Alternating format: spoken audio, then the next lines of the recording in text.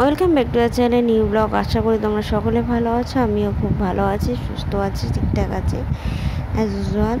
তো অনেক কাজকর্ম তো আছে, বাইরে যাওয়া হচ্ছে না বৃষ্টির জন্য, সব কিছু পেন্ডিং পড়ে আছে, সেইগুলো সারতেই হবে।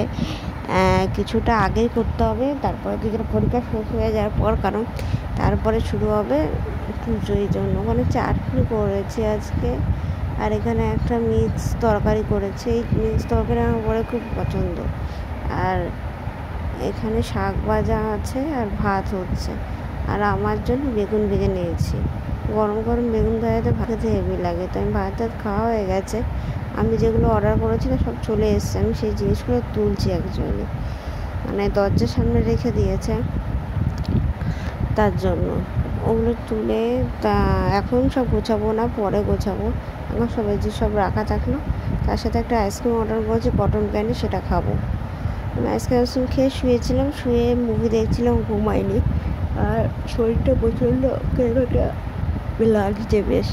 তোমার সাথে কথা বলছি, অনেকটাই আস্তে কথা বলছি, জোরে কথা বলা যাচ্ছে না। আর পেছনে আমার লাইটটার জন্য ওরকম দেখতে লাগছে। ঘর বাড়ি এমনি পরিষ্কার টিপটপ, কিন্তু একটু অগোছালো হয়ে আছে শুধুমাত্র বৃষ্টির জন্য। দেখবে মায়ের সাথে আমরা কোথাও গেলে অগোছালো হয়ে থাকে, আর বৃষ্টি বর্ষার জন্য ঘর দর একটু বেশি অগোছালো হয়ে থাকে, যাতে স্পেসটা একটু কম হয় ঘরের, তখন একটু অগোছালো হয়ে থাকে। কারণ ঘরের মধ্যে সব কাজ থাকে, আর এক্সট্রা যখন ঘর থাকে না তখন এরকম প্রবলেমটা হয়। তো এগুলো এখানে সব আমি কেটে কুটে সব পরিষ্কার করে নিয়েছি। সকালবেলা একটু ঘুমাই, দেরি করে উঠি কাজে। সরি, প্রচণ্ড হাই উঠছে, মানে আটকাতে চেষ্টা করছি।